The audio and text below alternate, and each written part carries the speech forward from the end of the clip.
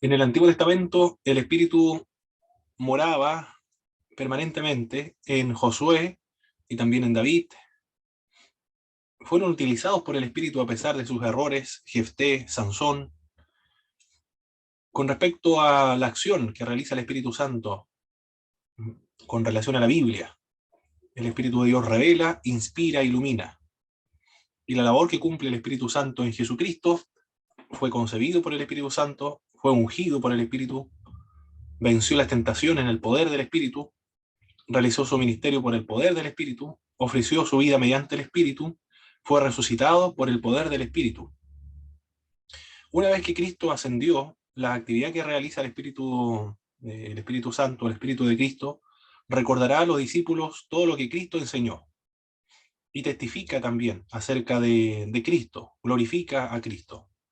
No existe diferencia en el Espíritu Santo con los demás miembros de la divinidad o de la Trinidad en cuanto a esencia y en naturaleza, pero sin embargo existe diferencias en sus funciones. Lo que vamos a trabajar hoy día es qué tipo de sacrificio ofrecen a Dios los creyentes, puesto que todos somos sacerdotes delante de Dios. ¿Qué hace el Espíritu Santo en la iglesia? ¿Qué hace el Espíritu en el creyente? También podrá enlistar los dones ministeriales y también podrá enlistar los dones espirituales. Eso es lo que vamos a trabajar en esta primera parte de la clase. Inmediatamente entonces nos vamos a trabajar con el Espíritu Santo y la iglesia.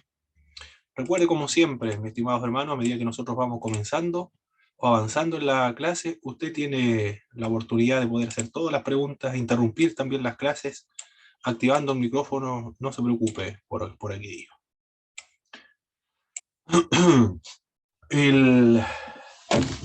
Lo que hace el Espíritu de Dios en la iglesia hace que la iglesia sea templo del Espíritu Santo. El Nuevo Testamento emplea dos figuras retóricas para ilustrar esta conexión entre el Espíritu Santo y la iglesia, un templo y un cuerpo. Las evidencias que nosotros tenemos a nuestra disposición para indicar que la iglesia ahora es un templo, una de ellas es 1 Corintios, capítulo 6, verso 19. Hermano Ricardo, por favor, si pudiera leer ese pasaje bíblico, un versículo bíblico nada más. De 1 Corintios capítulo 6, verso 19, los otros textos bíblicos también aluden a la misma verdad, de que la iglesia es el templo de Dios ahora.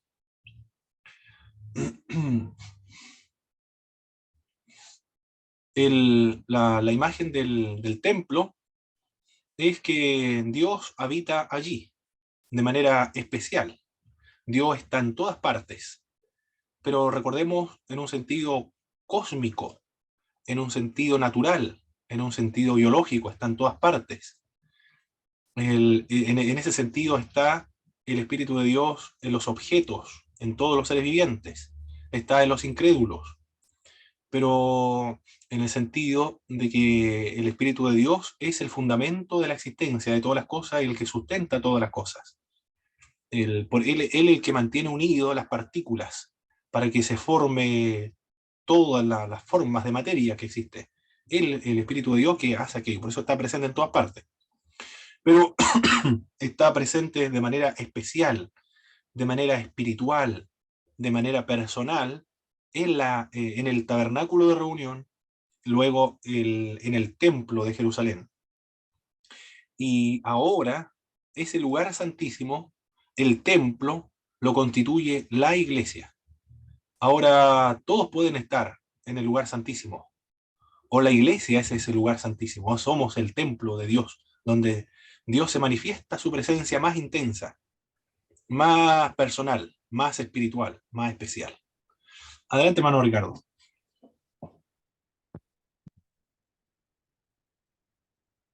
Primera Corintios 6, 19 dice así: ¿O ignoráis que vuestro cuerpo es templo del Espíritu Santo, el cual está en vosotros, el cual tenéis de Dios, y que no sois vosotros? Perfecto. No, que no sois Vuestro, vuestros. vuestro. En un sentido personal, individual y en un sentido colectivo. La iglesia es templo del Espíritu Santo, ahí está en un sentido personal, para aludir al cuerpo. El cuerpo constituye el templo del Espíritu Santo. ¿Qué le parece la imagen, hermano? Nosotros quedamos deslumbrados, quedamos desconcertados al pensar, a reflexionar que había un lugar, el tabernáculo de reunión, donde Dios se manifestaba de manera personal. Su gloria se manifestaba allí, en el lugar santísimo, en el templo, que estaba limitado solo una vez al año eh, por el sacerdote. Él es el que tenía derecho a ingresar ahí, a ese lugar. Pero, y después del templo. Pero ahora, la verdad, la realidad, es que la iglesia es ese templo. Y la iglesia es ese lugar santísimo donde Dios manifiesta su gloria. Más activamente, más especial o espiritualmente. El trasfondo de esta imagen del templo del Espíritu Santo es del Antiguo Testamento, el tabernáculo y luego el templo.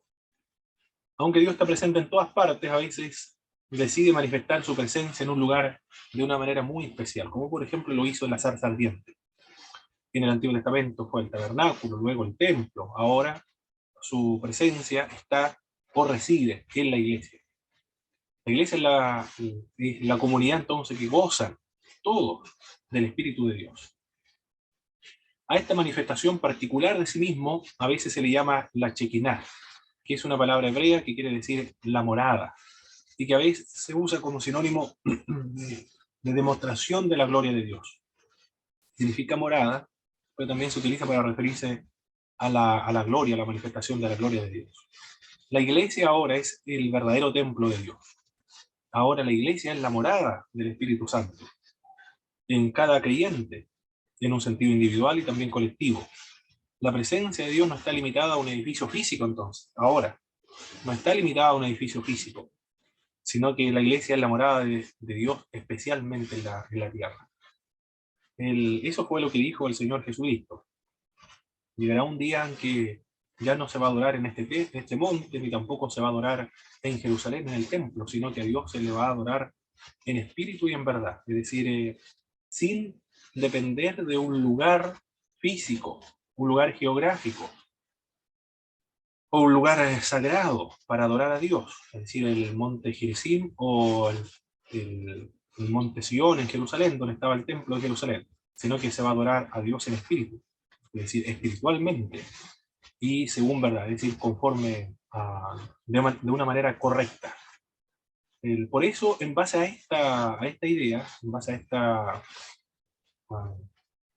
esta interpretación o definición de, del templo, del Espíritu Santo de Dios, como en la iglesia, entonces algunas comunidades cristianas, evangélicas, son protestantes, como las iglesias emergentes, por ejemplo, no se reúnen en templos, como nosotros estamos acostumbrados a los días domingos ir al templo para realizar los servicios sagrados, sino que ellos se reúnen en las plazas, van al río, en el parque, en bares, en mall, patio de comidas, ahí desarrollan sus reuniones, desarrollan sus cultos, porque han comprendido que la adoración a Dios no está restringido, limitado a un lugar ¿Quiénes son esos, geográfico. profe? Las iglesias emergentes. Esas son las iglesias emergentes. Aquí en la viña es considerada como una iglesia. La viña se considera de tantas formas. Eugenia Fediakova lo considera como una iglesia neopentecostal, pero no es la iglesia de la viña, no es una iglesia neopentecostal. Diferente. Se puede considerar como una iglesia emergente, pero neopentecostal bajo ningún punto de vista, porque la iglesia de la viña, los neopentecostales predican la teología de la prosperidad. La iglesia de la viña no la predica, porque no necesita predicar la doctrina de la prosperidad, porque ahí en la iglesia de la viña todos son de recursos económicos importantes. En las iglesias neopentecostales la autoridad es notoria, la paternidad espiritual es fuerte, se resalta, se enfatiza en las iglesias pentecostales, principalmente en la figura del apóstol.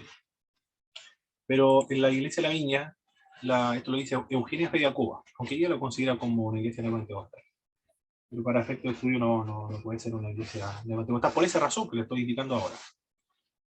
En cambio, en la iglesia de la Viña, la figura del pastor pasa desapercibido. Muy desapercibido, porque él está ministrando a personas que todos son gerentes, dueños de empresas, que están acostumbrados a dirigir, son gerentes, empresarios. Por eso pasa desapercibida la figura o la autoridad del pastor en las iglesias de la Viña. Las iglesias neopentecostales son iglesias, megas iglesias grandes, se van a los suburbios, a los centros más importantes de la ciudad. A la iglesia de la Viña no le interesa a las megas iglesias, le interesa más bien arrendar, no tener propiedades, y no tan grande tampoco, porque le interesa a los grupos pequeños, eso es lo que le interesa, para que no se sientan solos estas personas que son gerentes, empresarios, en fin, que oren por sus necesidades, que son otras, no son las mismas necesidades de las iglesias no pentecostales que atiende de la clase media, en cambio ellos son de la clase media alta, clase alta también. Los de las iglesias emergentes son mayoritariamente jóvenes. No recuerdo el autor que escribe acerca de esta iglesia, pero la iglesia de la Viña está considerada como una iglesia de. Pero son varios, no hay una sola.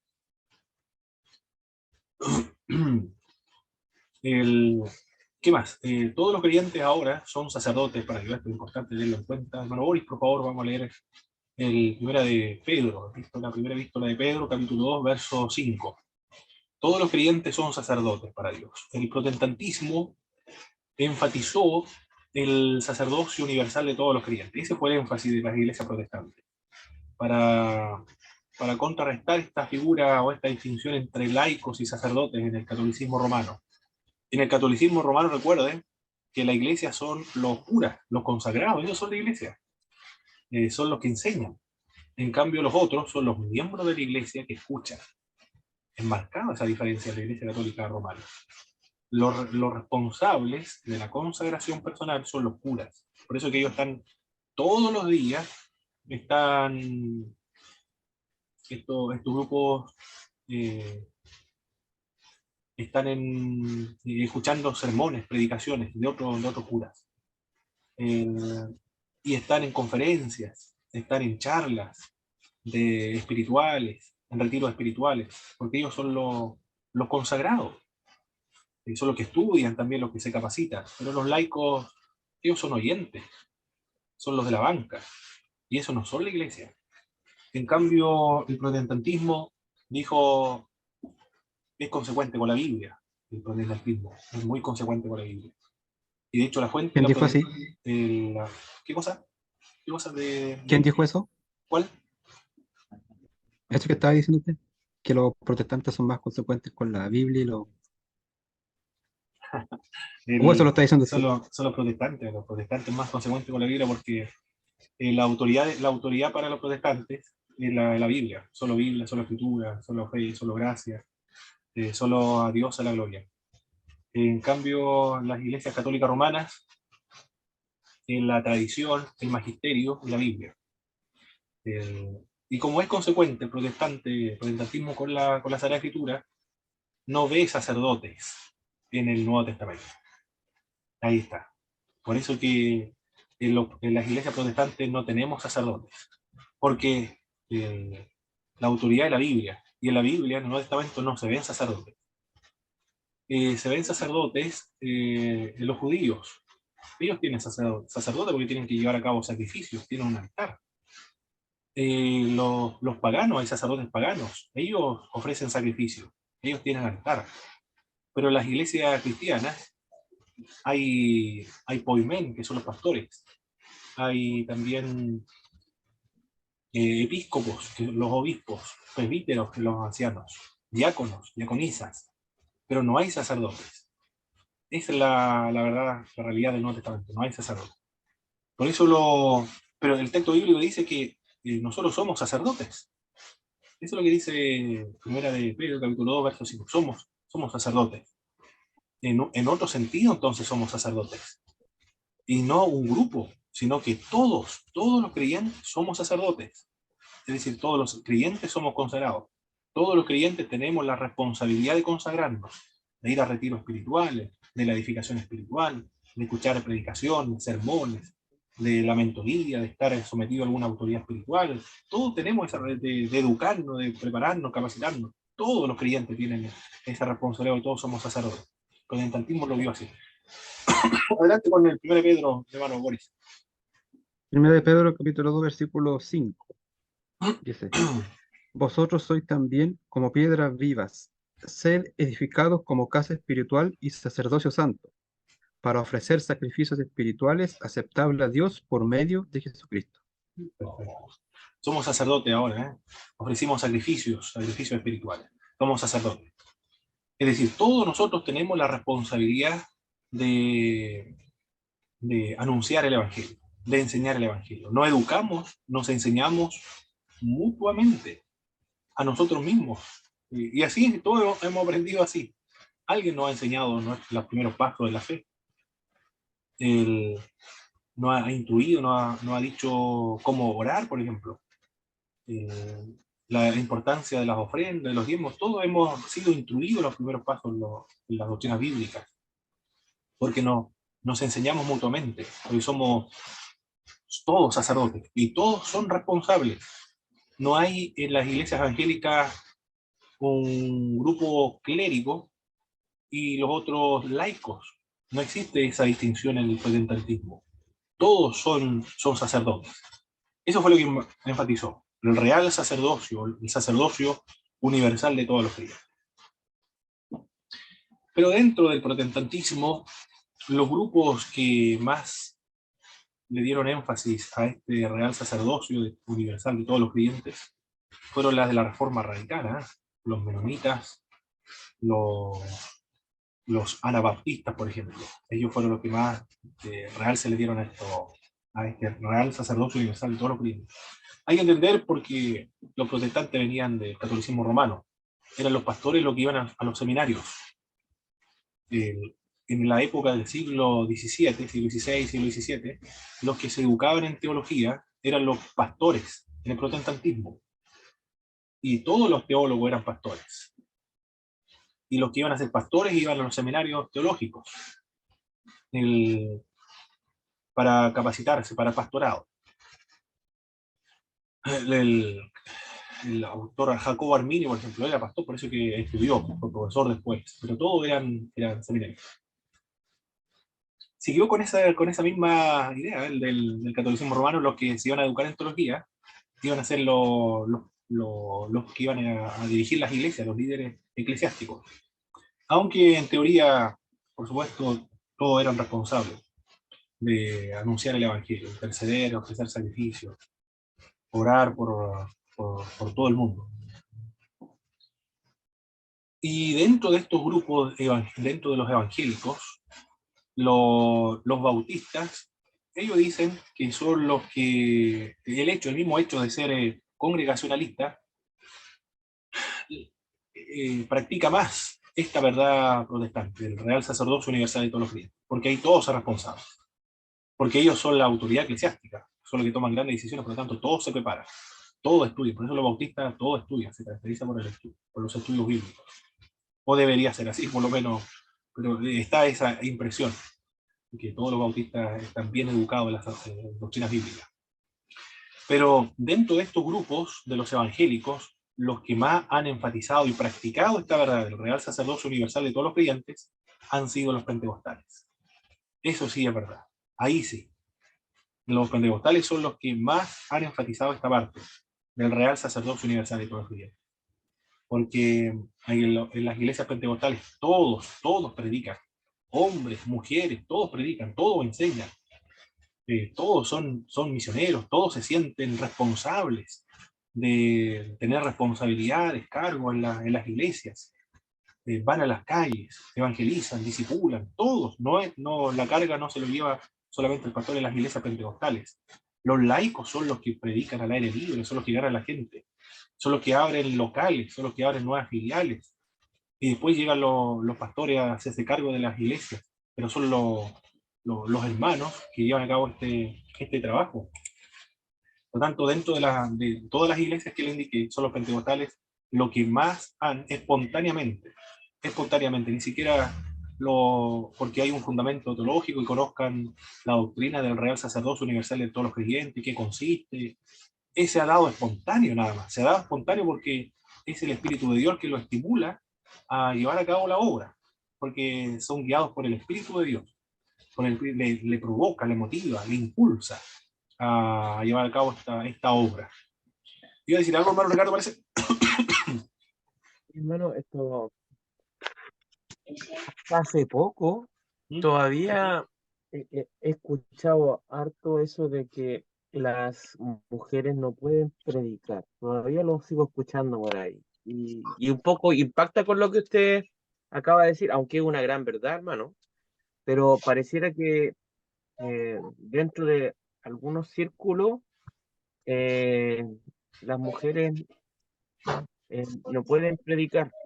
Eso me decía usted, o más que predicar, enseñar eso, en la congregación.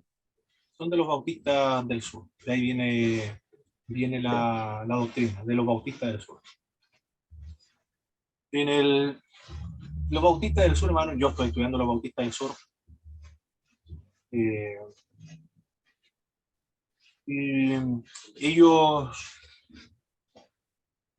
en su época, estaban a favor de la esclavitud y utilizaban la Biblia para comentar la esclavitud. No eran abolicionistas.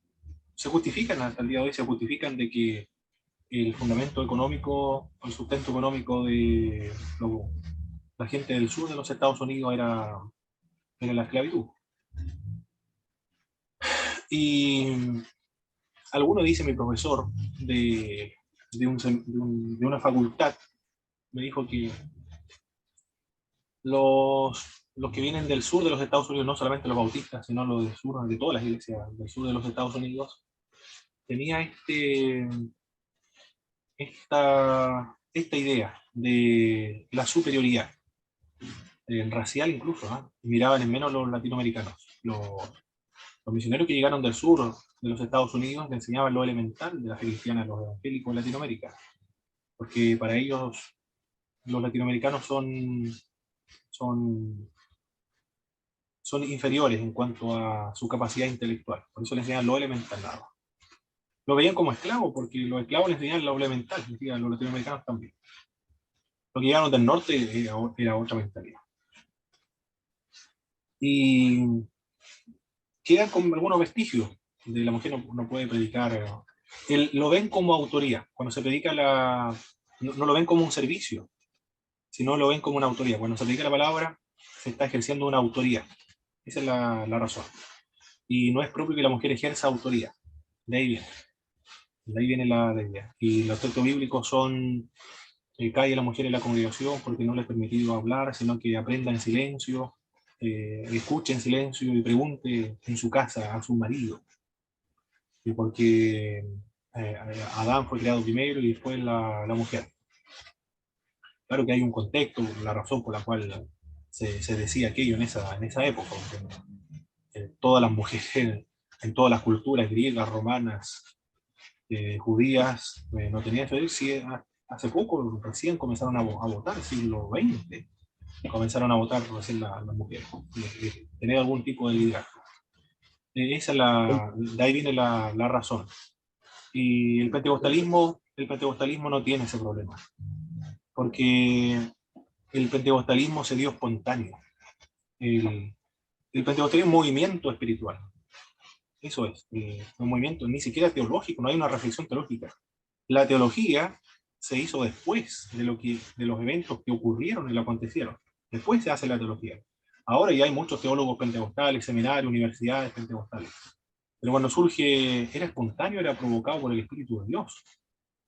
Y de hecho la primera mujer bautizada con el Espíritu Santo fue una mujer en los Estados Unidos, en la India, Pandita Ramabai, con mujeres también, en el hogar de niñas. Fueron las primeras en experimentar el bautismo con el Espíritu Santo. Aquí en Chile, la primera junta oficial de la Iglesia Metodista Pentecostal, cuando se organiza, había mujeres también. Dentro de la primera junta oficial de la Iglesia. En los Estados Unidos, las mujeres predicadoras, pastoras, no hay ningún problema. En toda América Latina, de las asambleas de Dios, no hay problema. De hecho, hay más se han ungido el año pasado, hace 2 años atrás, se ungieron más pastoras en las asambleas de Dios que pastores, hombres. Hay que comprender, las pastoras o los pastores de las asambleas de Dios no es uno solo que dijo mi iglesia, sino que son varios.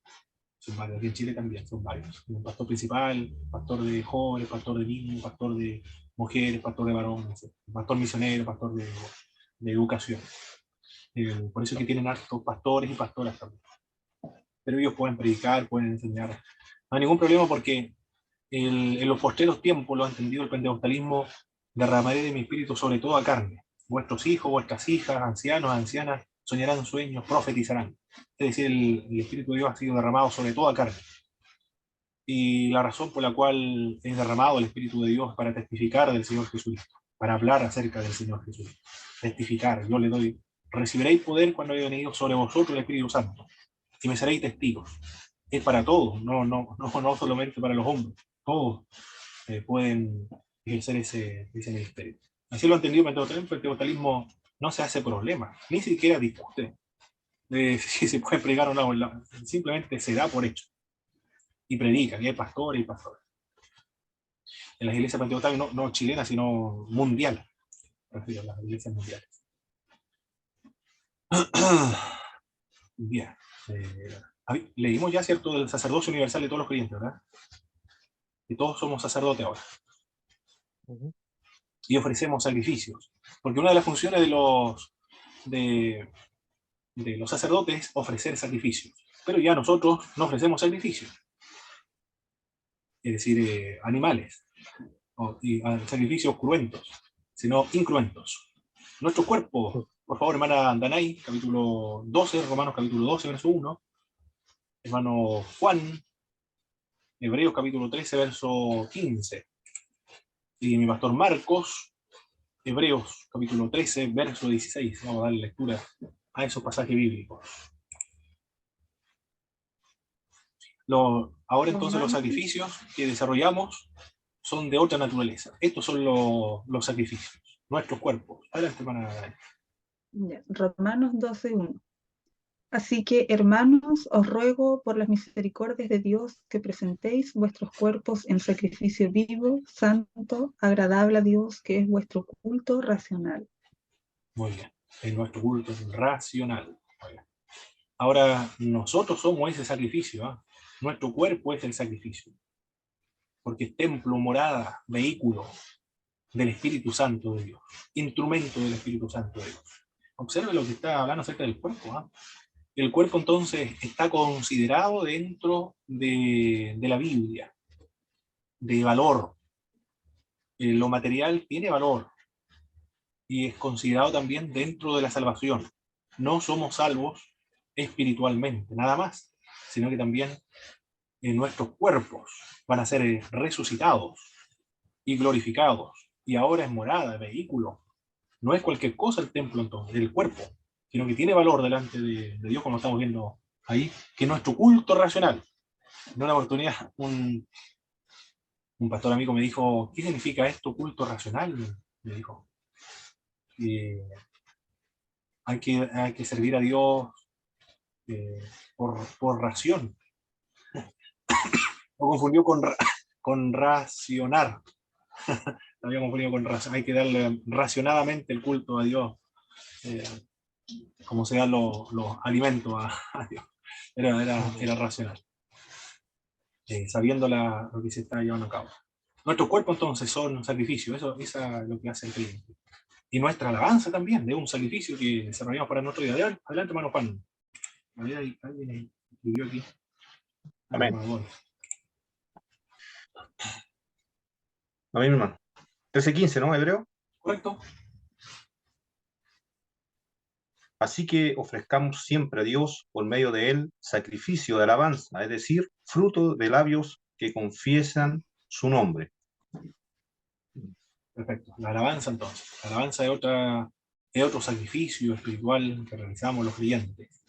Y de buenas obras también, considerado como un sacrificio espiritual, como una... Pastor Marco, por favor.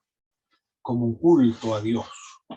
las buenas obras, muy importantísimas las buenas obras. Amén. Y de hacer bien y de la ayuda mutua no os olvidéis, porque de tales sacrificios se agrada a Dios. Perfecto. Y tal sacrificio se agrada a Dios. Debemos realizar buenas obras, entonces, como está indicando el pasaje bíblico. Practicar las enseñanzas del buen samaritano, hacer bien sin ver a quién. ¿Cómo es el dicho, hermano? Hacer el bien sin mirar a quién. Así es el dicho, ¿no? Ya eso lo que quiere indicar la parábola del buen samaritano, ¿no? No solamente a los cristianos evangélicos y a los que asisten a nuestra iglesia, sino a todos, a todo el mundo. Las buenas obras. Esos son los sacrificios, entonces. Nuestros cuerpos son sacrificios de nuestra acción, con nuestra responsabilidad sacerdotal, nuestra alabanza, nuestras buenas obras. En Apocalipsis también dice real sacerdocio, reyes y sacerdotes. Dice el libro de Apocalipsis, reyes y sacerdotes. Nos hizo reyes y sacerdotes. No somos reyes ahora. No, eso no es así. A ver, en Apocalipsis 26 es lo que dice, nos hizo reyes y sacerdotes para Dios. Capítulo 20, verso 6. Bienaventurado y santo el que tiene parte en la primera resurrección, la segunda muerte no tiene potestad sobre esto, sino que serán sacerdotes de Dios y de Cristo, y reinarán con él 1000 años. Pero dicen, reinarán con él 1000 años. Real sacerdocio. Reinarán en el milenio, o en el estado eterno, en el futuro. Ahí sí, ejercerán el reinado, pero ahora todavía no. Y así vamos. El espíritu de la iglesia estamos un cuerpo animado por el espíritu. El espíritu forma a la iglesia. ¿A dónde habíamos quedado? Hermano Claudio, por favor, vamos a darle lectura a 1 Corintios capítulo 12, verso 13. El espíritu le da forma a la iglesia. El espíritu también une al cuerpo de Cristo en Efesios capítulo 4, verso 3. Al 4, hermano Boris, por favor. ¿A dónde va viajando, hermano Claudio? ¿Va en el bus? Camino a mi casa. Ah, ok. Ah, ok. Sí. Muy bien, hermano Claudio, muy bien. Perfecto. También parece que dijo. Qué bueno. Aquí en Yanquihue a Puerto Montt parece que prometió Boris que iba a poner un tren. Magnífico, ¿eh? Extraordinario. Se va a terminar los tacos. Por acá. Hermano Ricardo, entonces, 1 Corintios capítulo 12, verso 13. Hermano Boris, el Efesios 4, 3, 4. Hermana Danay, el Corintios. 1 Corintios 12, 8 al 11. El Espíritu forma a la iglesia. Primera de Corintios 12, 13. 12, 13. Porque por un solo espíritu fuimos todos bautizados en un cuerpo, sea judío o griego, sea esclavo o libre, y a todos se nos dio de beber de un mismo espíritu. Perfecto. Ahí voy a escribir esta parte. ¿No? Voy a repetir otra vez, por favor. Por un mismo espíritu. Voy a escribir algo. De nuevo todo, ¿cierto? Sí, por favor. Porque por un solo espíritu fuimos todos bautizados en un cuerpo. Ya. ¿Algo mayúscula espíritu yo, no? ¿Sí? Ah, ok. El Espíritu Santo. Por un espíritu, ya. Ese pasaje bíblico, ¿cómo lo entiende usted ese pasaje bíblico? Por un mismo espíritu fuimos todos bautizados en un cuerpo.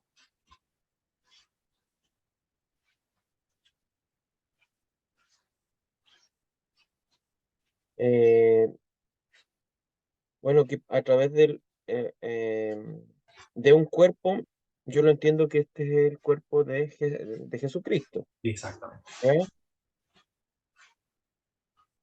Y que a través de ese bautismo, a través de ese cuerpo, tuvimos la opción o la posibilidad de ser bautizados por este Espíritu. O introducidos al cuerpo de Cristo, ¿no? Claro, El Claro. Espíritu es el que ingresa entonces al creyente al cuerpo del Señor Jesucristo. El vocablo que se emplea ahí, el bautismo, fuimos todos bautizados por un Espíritu. Ya, eso es lo que el Espíritu entonces da forma a la iglesia, porque el Espíritu Santo es el que introduce al creyente al cuerpo del Señor Jesucristo. De José Martínez, en su libro, Fundamentos Teológicos de la Fe Cristiana, o la Fe Evangélica. Un autor ya ha descontinuado ese libro, pero alcancé a comprarlo, gracias a Dios. Él dice, por un espíritu, fuimos todos bautizados por un espíritu. Esto él dice, no es lo mismo que el bautismo con el Espíritu Santo, de Pentecostés, sino que esto tiene que ver con ingresar al creyente al cuerpo de Cristo, tiene que ver con acá, por un espíritu, tiene que ver este bautismo con la salvación. El de Pentecostés, de revestimiento de poder, dice José Martínez. El otro autor, a ver, no recuerdo ahora, Mencius, Robert Mencius. Aquí lo tengo, Robert Mencius. Robert Mencius. Este autor, Pentecostés se llama el libro, Robert Mencius, él a este bautismo, aquí lo voy a escribir, está en el trabajo de la tesis que realicé en el libro de texto, el bautismo con el Espíritu Santo, va a trabajar estos mismos temas, pero mientras tanto se lo adelanto. En Mencius, este autor, dice que un bautismo,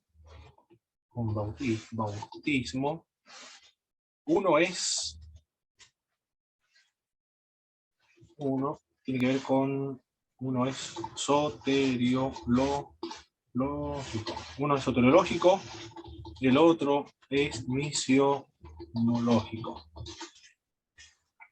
Eso dice Robert Mencius. En cambio, José Martínez, a uno le llama por un espíritu, el otro es con el espíritu. Con el espíritu. Y ahí está. Con el espíritu. Está inestable mi conexión. Espero que no se haya que no haya tenido problemas las señales, hermanos.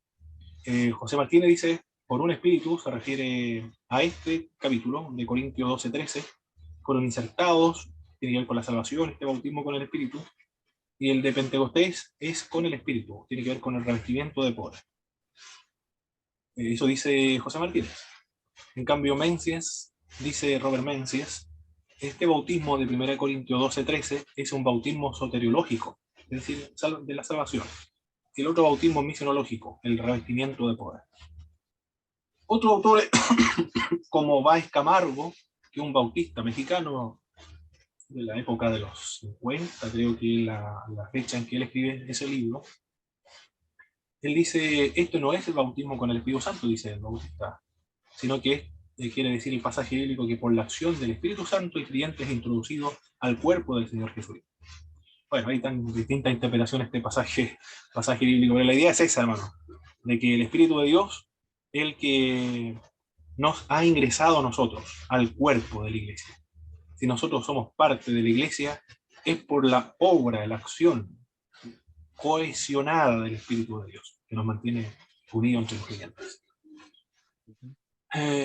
El Espíritu une el cuerpo de Cristo en Efesios 4:3-4. No recuerdo quién es que tiene que leer. Manuel parece que Sí, profe, a mí me lo dio ese. ya. Dice, solícitos en guardar la unidad del espíritu en el vínculo de la paz, un cuerpo y un espíritu, como fuisteis también llamados en una misma esperanza de vuestra vocación. Bueno, el Espíritu entonces une a los creyentes dentro del cuerpo, los mantiene unidos espiritualmente. Y el Espíritu Santo, que más hace, aparte de animar al cuerpo, que es la iglesia, otorga dones a la iglesia. 1 Corintios 12, verso 8 al 11. Bueno, nadie parece que tenía esta parte. Sí, dice, porque a este es dada por el Espíritu palabra de sabiduría, a otro palabra de ciencia según el mismo Espíritu, a otro fe por el mismo Espíritu, y a otro dones de sanidades por el mismo Espíritu, a otro el hacer milagros, a otro profecía, a otro discernimiento de espíritus, a otro diversos géneros de lenguas y a otro interpretación de lenguas. Pero todas estas cosas las hace uno y el mismo Espíritu, repartiendo a cada uno en particular como Él quiere. Muy bien. Los dones, para que funcionen, la iglesia distribuyó dones para edificar el cuerpo del Señor Jesús. Primero, cuando nos convertimos, somos introducidos al cuerpo de Cristo. Cuando somos introducidos al cuerpo de Cristo y para que nos mantengamos unidos, también el Espíritu de Dios obra. Y para que nosotros seamos útiles dentro del cuerpo de Cristo, otorga dones espirituales a todos los creyentes. No hay ningún creyente que no tenga ningún don espiritual. Por lo tanto, el hecho de que exista la iglesia se debe gracias a la obra, a la acción del Espíritu Santo. Sigamos avanzando. Voy a borrar esta parte de aquí.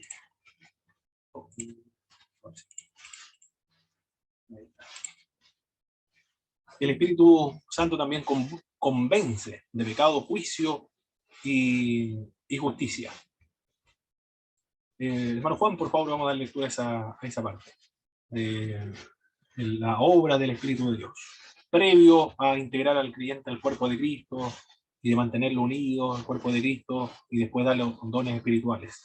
Antes de que ocurra todo aquello, el Espíritu de Dios persuade al creyente para que se convierta.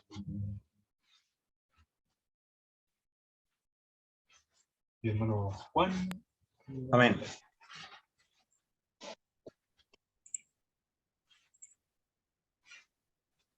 Y cuando Él venga, convencerá al mundo de pecado, de justicia y de juicio. Perfecto. Él va a convencer entonces de pecado, juicio y justicia. De pecado, a nosotros nos convence de pecado. De justicia, Cristo es el único justo. De pecado, juicio. El juicio de Cristo fue injusto. Eso es lo que hará el Espíritu de Dios. Convencerá entonces de pecado. A nosotros nos ha convencido de pecado. Esto tiene un nombre. Esto se llama la gracia preveniente. A esto se llama gracia preveniente. Así los protestantes le denominaron a esta obra del Espíritu de Dios antes de que se produzca la conversión. La gracia preveniente. Lo dijo Jacobo Arminio, lo dijo John Wesley. La gracia preveniente. Es la gracia que Dios, la gracia que actúa previamente al creyente, persuadiéndolo de pecado, de juicio y justicia. Tanto para los calvinistas como para los arminianos, el creyente está muerto en delitos y pecados. Ambos creen en la depravación total. No hay nadie que busque a Dios, no hay ninguna inclinación para que nadie busque a Dios. Pero el Espíritu Santo de Dios actúa en el creyente activándole el libre albedrío. Es decir, también, tanto los unos como los otros, arminianos, calvinistas, no creen no creen que el ser humano perdió el libre albedrío en el huerto del Edén. El libre albedrío en temas espirituales, no en temas domésticos. Porque todavía nosotros decidimos a dónde vivir, qué zapatos nos vamos a poner, por ejemplo. Si no se refiere a temas espirituales. Perdimos esa capacidad de escoger y elegir a Dios. Si nosotros elegimos a Dios, se debe gracias a la obra del Espíritu de Dios, que le activa el libre albedrío. Y le trata de persuadir también, convencer de pecado, juicio y justicia. Esa acción del Espíritu de Dios se llama gracia preveniente, basado en Juan capítulo 6, 16, verso 8. La diferencia entonces entre el calvinismo y el arminianismo acá es que esta gracia preveniente en el calvinismo es irresistible, en cambio en el arminianismo es se puede resistir. Esa es la diferencia. La única diferencia entre los unos y los otros. No hay otra diferencia. La salvación, ahora, ¿qué es lo que hace el Espíritu de Dios en cuanto a la salvación? Produce la regeneración. El hermano Fabián no puede, está en el trabajo. La hermana Danay entonces va a leer Juan capítulo 3, versos 5 al 6, el otro Marcos, Romanos 8, 15. Y después 8, 9 igual, para rápido en estos versos bíblicos. Juan 3, 5, 6. Correcto, por favor, Dani. Respondió Jesús, de cierto te digo, que el que no naciere de agua y del Espíritu no puede entrar en el reino de Dios. Lo que es nacido de la carne, carne es, y lo que es nacido del Espíritu, Espíritu es. Perfecto. Un nacimiento espiritual se está refiriendo a un nacimiento espiritual. El que nace de la carne, carne, no se refiere a un nuevo nacimiento en términos carnales, sino que se refiere a un nuevo nacimiento en términos espirituales, nacidos del Espíritu de Dios, engendrados o regenerados por el Espíritu de Dios. Un nuevo nacimiento hacia la vida espiritual, para que vea el reino de Dios, entra al reino de Dios. Esa obra lo hace el Espíritu de Dios. Y también el Espíritu de Dios, aparte de regenerarlo, mire aquí, la regeneración, adopción, morada, todo eso tiene que ver con la salvación. No se produce uno y después el otro. En una oportunidad, la hermana Belén, me parece, la hermana Belén, no sé, una de las dos, el año pasado fue que estuvimos hablando acerca de un libro de Weinegrude, de que primero se produce la regeneración y después se produce todas las otras obras: salvación, justificación, adopción, morada del Espíritu. Primero la regeneración. Claro que son calvinistas. Los calvinistas dicen, primero Dios regenera al ser humano y después el ser humano, como ha sido regenerado, elige, y como ha sido regenerado espiritualmente, elige lo espiritual. Tiene la capacidad de elegir entre el pecado y la santidad, entre Satanás y Dios. Pero como ha sido regenerado espiritualmente, entonces escoge a Dios. Pero el Espíritu de Dios lo ha regenerado. Por eso es que escoge lo espiritual. Pero si él escoge, no es porque tenga la voluntad de hacerlo, sino que Dios lo ha regenerado. Del mismo modo como una gallina, por ejemplo. Se le da trigo y también se le da carne. No sé qué otra cosa puede ser. ¿Verdad? Un pastel de choclo. No, un pastel de choclo, no, a ver qué puede ser. No se me ocurre. Pero cualquier otra comida que no sea propia de las gallinas. La gallina va a escoger el trigo, porque es su alimento natural. De su naturaleza, de su propia naturaleza. No va a escoger otro alimento. Un asado de cerdo, por ejemplo, no lo va a escoger. Así también el ser humano escoge lo espiritual, porque ha sido regenerado. El calvinismo dice eso. Roger Olson, en su libro La teología arminiana, también me sorprendió que decía lo mismo. Me sorprendió que haya dicho exactamente lo mismo. Primero el Espíritu de Dios lo regenera. Pero la diferencia es que lo regenera parcialmente, decía Roger Olson. Para ser honesto con lo que leí en ese libro de Roger Olson, de la teología arminiana. Aquí lo tengo. Se lo recomiendo, hermano. Se lo recomiendo.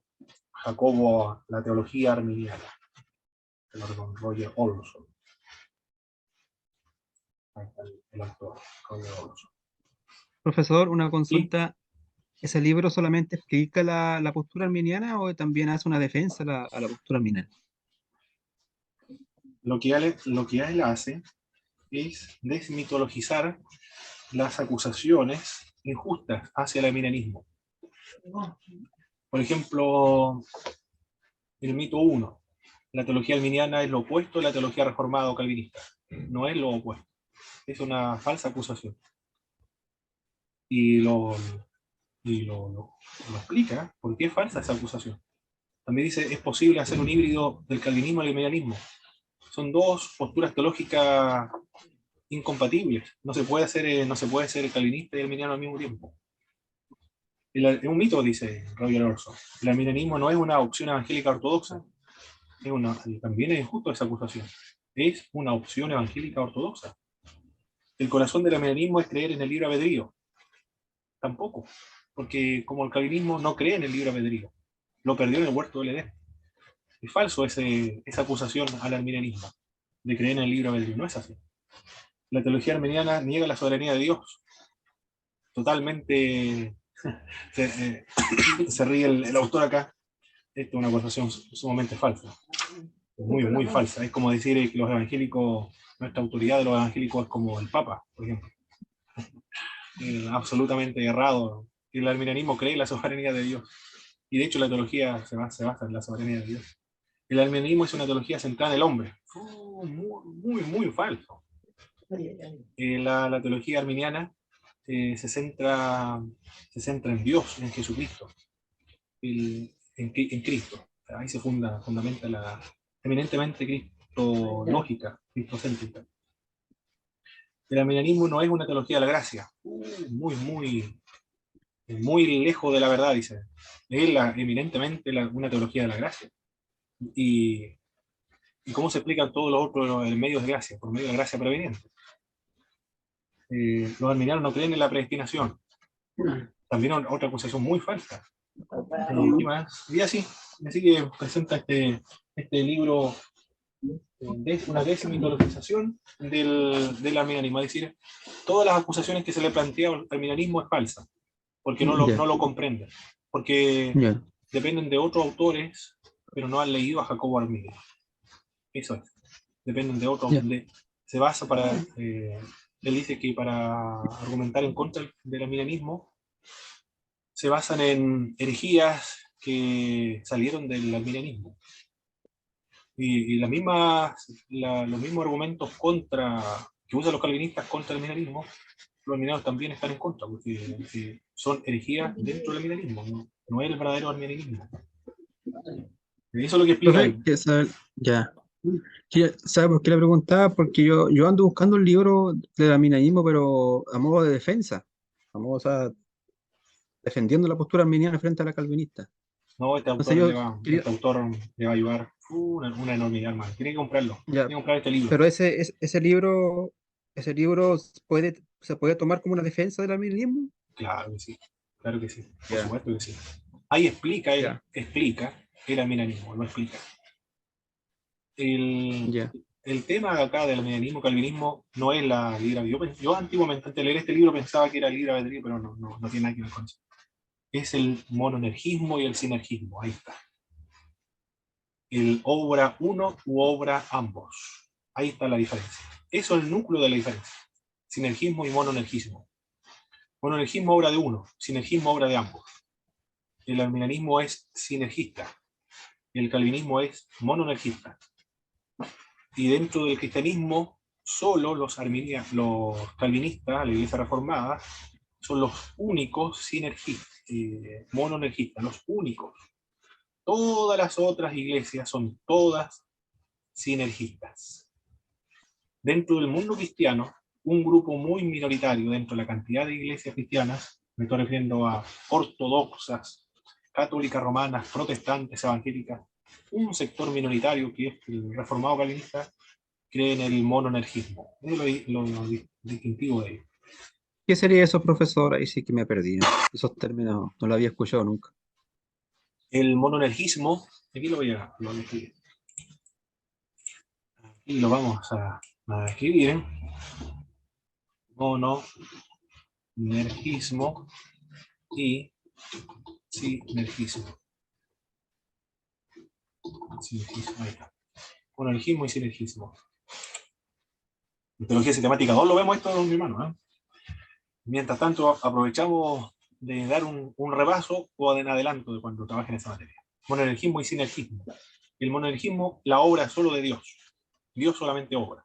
Obra la salvación, la totalidad de la salvación. Regenera, le da la fe, le da el arrepentimiento, lo preserva, no caerá nunca de la gracia. Obra todo lo que el ser humano necesita, pero es una obra solo de Dios. Sinergismo es una obra tanto de Dios como del hombre.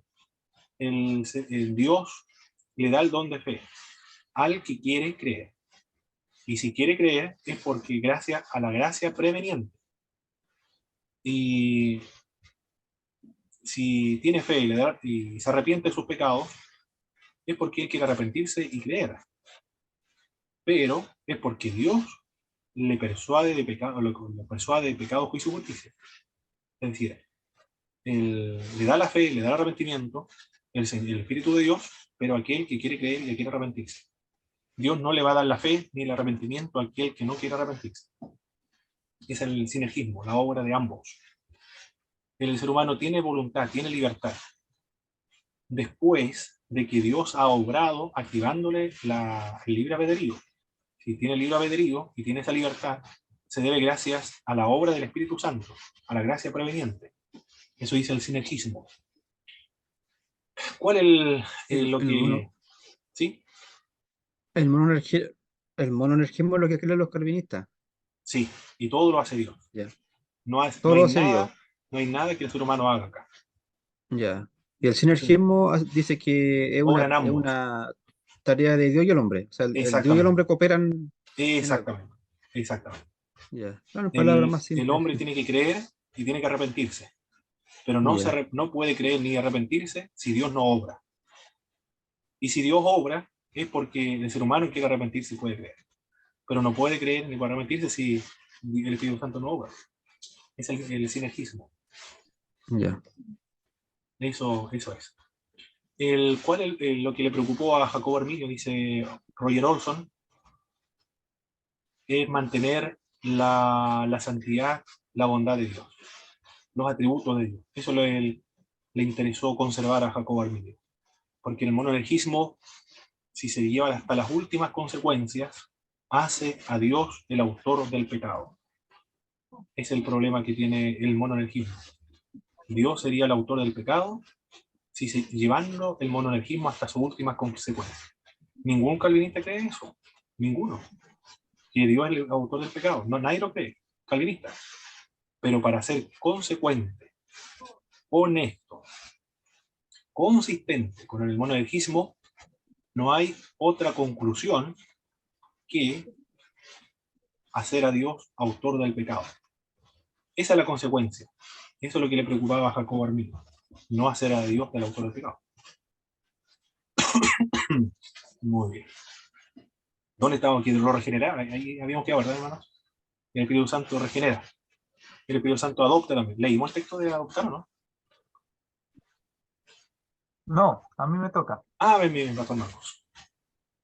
Romanos 8:15. Pues no habéis recibido el espíritu de esclavitud para estar otra vez en temor, sino que habéis recibido el espíritu de adopción, por el cual clamamos, Abba Padre. Perfecto. El espíritu de adopción, entonces. El espíritu es el que nos ha adoptado dentro del cuerpo de Cristo, la familia de Dios. Y por eso podemos nosotros decir o dirigirnos a Dios con cariño.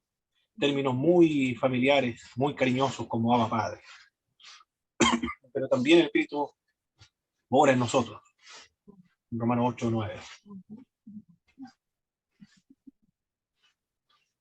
De 8:9 dice, mas vosotros no vivís según la carne, sino según el Espíritu, si es que el Espíritu de Dios mora en vosotros, y si alguno no tiene el Espíritu de Dios, no es de él. Perfecto.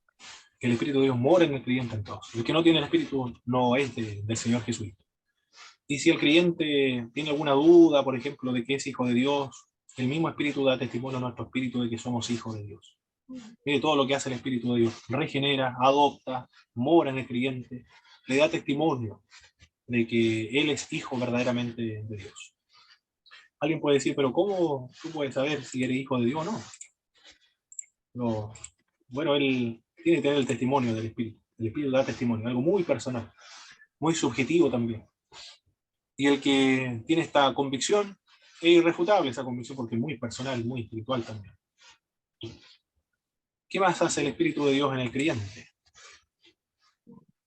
Santifica al creyente, mire lo que hace el Espíritu de Dios, santifica al creyente. En 2 de Tesalonicenses, capítulo 2, verso 13, hermano Ricardo, por favor. Lo que hace el Espíritu de Dios en el creyente lo santifica. Todo esto lo está haciendo Dios, la gracia de Dios, el Espíritu de Dios. El ser humano no puede santificarse a sí mismo. El Espíritu, de hecho, por eso se llama santo, porque su tarea principal es la santificación del creyente. El significado básico de santidad es separación. El Espíritu de Dios nos separa para servir a Dios. Adelante, hermano Ricardo.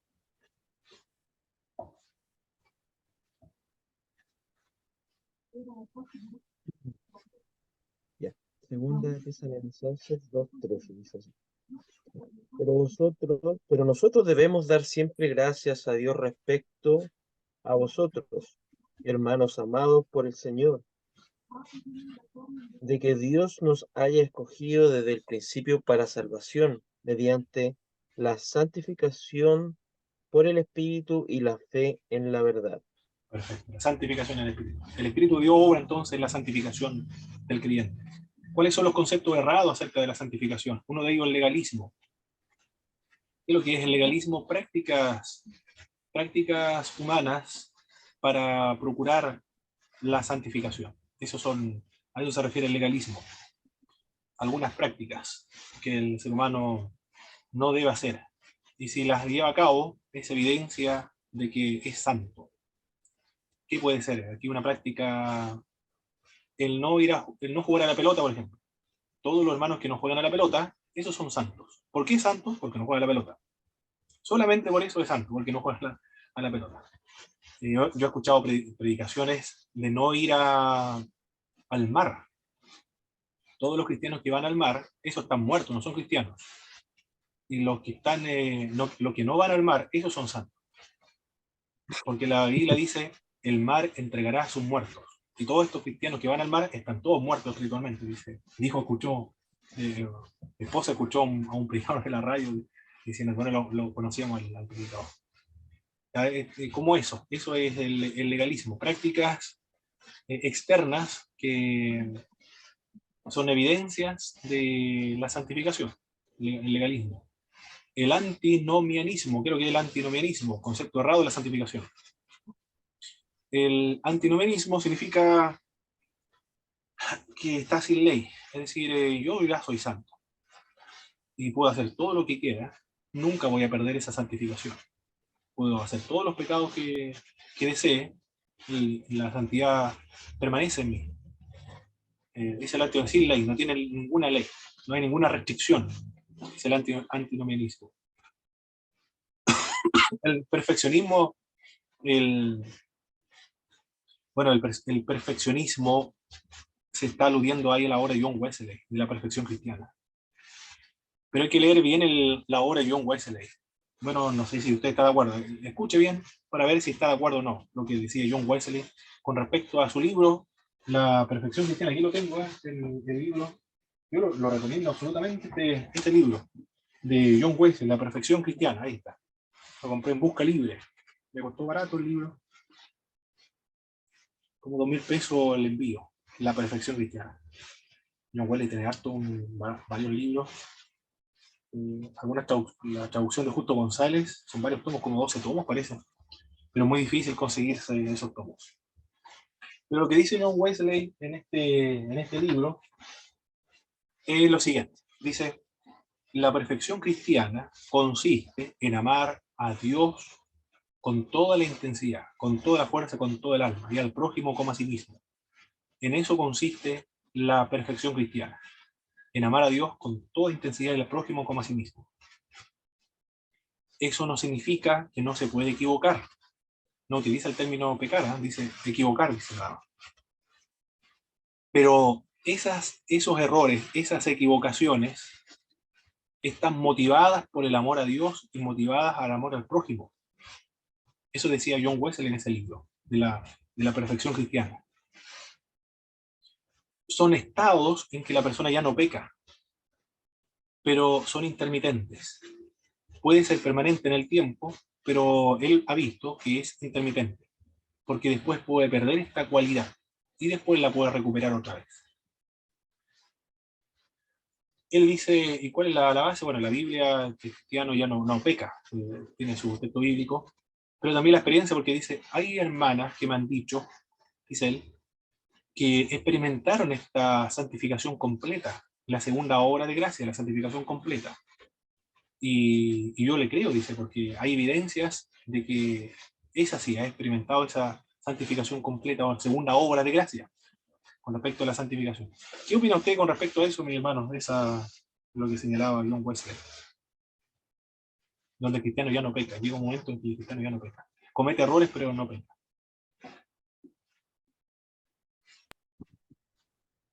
Inconveniente Sí, suponía que tiene Wesley. No sé, los que conocen el testimonio de Wesley, yo la verdad es que no lo hallo muy bueno, pero me- a mí me hace ruido, sí, eso, Ok. porque para mí la ley cumple la función después de la salvación de que uno ya es salvo de llevarnos a la santidad. Entonces, por eso uno tiene que estar constantemente revisando con respecto a la ley. Eso. Muy bien, hermano Ricardo. Hermano Boris.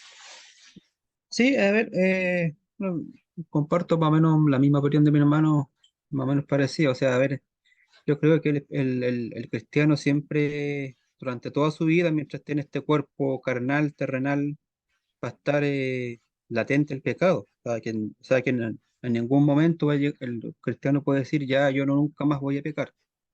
O yo alcancé la perfección y el pecado está lejos de mí, soy inmune al pecado. Sí. Por el simple eso, como le decía, que por el hecho de estar en este cuerpo de carne, estamos siempre con esa debilidad latente con el pecado. Y en una parte también la palabra dice, el que cree estar firme, mire que no caiga. Entonces ese versículo da a entender que siempre, nunca nos creamos que estamos firmes, porque hasta los más grandes hombres de Dios pecaron y cayeron. Exacto. Los grandes predicadores, ¿no es cierto?, que hubieron también en algún momento pecaron y cayeron, nunca alcanzaron la perfección, nunca pudieron decir, no, yo nunca más voy a pecar. Perfecto. Tenemos el testimonio de la Escritura y el testimonio de mismos cristianos, Exacto. de la vida de gente cristiana. Muy bien. Bueno, acá el Eso perfeccionismo sería. lo más probable se refiere a, o está aludiendo a esta obra de Wesley, de la perfección cristiana. Pero un muy buen libro para, para la santificación, es decir, la disciplina espiritual. Porque eso fue lo que le interesó a John Wesley, de que los creyentes actuaran conforme a las Sagradas Escrituras. Produce también el Espíritu de Dios. Aquí quiero andar bien, y la hora no va a pasar mucho. Y vamos a andar rápido, mis hermanos, para no atrasarnos mucho. El Espíritu de Dios produce el fruto del Espíritu. En el análisis, en mi trabajo, llevo a cabo un análisis, que no recuerdo bien ahora. Ya, si se anda en el Espíritu, si se anda en el Espíritu, entonces el creyente puede producir esos frutos del Espíritu. Es una acción de parte del creyente, está en voz activa. El creyente debe andar en el Espíritu para que efectivamente se produzcan esos dones y frutos espirituales, que son cualidades del carácter del creyente, cualidades morales, éticas del creyente. Pero lo produce el Espíritu. En tanto, el ser humano, el creyente, anda en el Espíritu. Enseña al creyente, lo guía a toda verdad, le enseña, guía al creyente también, intercede por el creyente con gemidos indecibles, porque nosotros no sabemos cómo pedir como conviene. El Espíritu de Dios nos ayuda a pedir como conviene. Glorificará al creyente en su segunda venida. Todo eso es lo que hace el Espíritu de Dios. Cualquier obra santifica, produce fruto del Espíritu, enseña, guía, intercede, glorifica al creyente. La palabra, perdón hermano Pablo, ¿Sí? la palabra también dice que aquel que comenzó la buena obra en nosotros la perfeccionará hasta el día de Jesucristo. Exactamente. Creo que Sí. ese día tenemos perfeccionado cuando Jesucristo venga. Exactamente. Una obra que lo lleva a cabo el Espíritu de Dios. En cuanto a los dones espirituales y los dones ministeriales, aquí vamos a quedar para la segunda parte, lo vamos a trabajar. Los dones ministeriales están basados en Efesios 4, 5, 12, que Dios estableció apóstoles, profetas, evangelistas, pastores y maestros. Se conoce como los dones, el ministerio quíntuple le denominan algunos, el ministerio quíntuple. Otros le denominan el gobierno quíntuple. Pero hay un problema con ese ministerio quíntuple y gobierno quíntuple. El problema es que son dones. Y el otro tema es que son dones ministeriales. Y no solamente habla 5 dones ministeriales el apóstol Pablo en Efesios, sino que también los habla en Romanos y en Corintios. Por lo tanto, no hay 5 dones ministeriales, hay más. Apóstoles, profetas, evangelistas, pastor, maestro, servicio, enseñanza, exhortación, dadivosidad, administración, misericordia, ayuda. Y dones espirituales, palabra de ciencia, palabra de sabiduría, fe, sanidades, milagros, profecía, discernimiento del espíritu, lengua, interpretación de lenguas. La Global University en 2011 en los Estados Unidos se emitió un comunicado oficial de las Asambleas de Dios, principalmente por este movimiento apostólico profético, que estaba presente en las Asambleas de Dios en América Latina también, en Colombia, yo sé, en Paraguay también, con Emilio Abreu, pero falleció Emilio Abreu el año pasado. ¿Quién más? Eduardo Caña, Fulvia Rodríguez de Caña, unos apóstoles, otros profetas. Por lo tanto, se emitió un comunicado por ese tema, porque comenzaron a adoptar títulos del neopentecostalismo en las iglesias pentecostales clásicas de los Estados Unidos. En ese documento oficial de teólogo de las Asambleas de Dios dijeron que de las asambleas no reconocía el título de apóstol, el título, el oficio, sino el ministerio apostólico. El ministerio lo cumplen todos los creyentes, del mismo modo como profeta, por ejemplo, o como sacerdote. El real sacerdocio de todos los creyentes, nosotros no tenemos oficio sacerdotal, pero sin embargo el ministerio sacerdotal lo ejercemos. Acá, en los apóstoles, el ministerio profético, todo lo desarrolla, todos los cristianos lo desarrollan, pero no el oficio. Eso es lo que dijo. También no creemos, no adscribimos al ministerio quíntuple, sino al ministerio múltiple. Señaló las Asambleas de Dios en el año 2011 en su declaración de los Estados Unidos para hacer frente al movimiento del neopentecostalismo. Aquí lo voy a anotar. El ministerio múltiple. Eso es lo que adscribe las iglesias de las Asambleas de Dios en su declaración de fe. Algunas la aceptan, otras no la aceptan. Me parece que funcionan así, son más autónomas, porque en Colombia todavía Eduardo Caña, Fulvia Rodríguez de Caña, siguen dentro de las Asambleas de Dios, pero ostentan estos títulos. ¿Qué opina usted con respecto a esto, mis hermanos? Del gobierno, del ministerio múltiple y el ministerio quíntuple. No sé si lo ha escuchado en alguna oportunidad. ¿Qué opina usted con respecto a la declaración de las Asambleas de Dios? Debo tener alguna parte para ver si alguien lo necesita, se lo puedo enviar igual.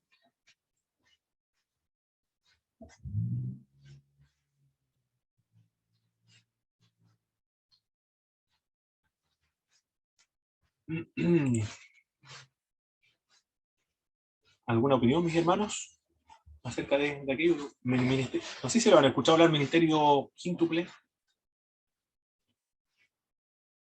Ah, ok, desconocido para hermano Ricardo, ¿eh? Nunca. El ministerio lo había quíntuple se refiere más que nada a Efesios 4:11, Claro. a los 5 ministerios que Exacto. aparecen en ese versículo. Exacto. Bueno, eso es lo que parece que ya nos está influyendo mucho el neopentecostalismo, me estoy dando cuenta, pero hace algunos años atrás era muy influyente. No, así influye, así ¿Sí? influye. Ah, ok. Pero Porque esta declaración claro, o apareció en sea, el 2011. claro, sí. Tiene el pentecostalismo, bueno, está mucho. Lo que pasa es que el neopentecostalismo, o sea, a mi parecer, siempre toma esto de apóstol y profeta como casi como rangos de jerarquía. Entonces, no, Exacto. eso no debe ser así, como que tienen más autoridad, casi como el sistema jerárquico del catolicismo. Sí. O sea, los apóstoles vendría siendo el Papa, y después los profetas, los cardenales, y después los otros ya son más bajos. Entonces, no, eso, yo por lo menos no estoy de acuerdo con eso. Perfecto, mis Y los otros pues ya hermanos. con esto toma de los ungidos, que ellos son los ungidos de Dios y nadie los puede tocar, y si tú los tocas caes de espalda o te vas o caes muerto. Entonces son cosas que prácticamente son barbaridades que predican estos predicadores. Bueno, y otras cosas más que bueno, sería para largo aquí. Perfecto. Muy bien, vamos a descansar entonces.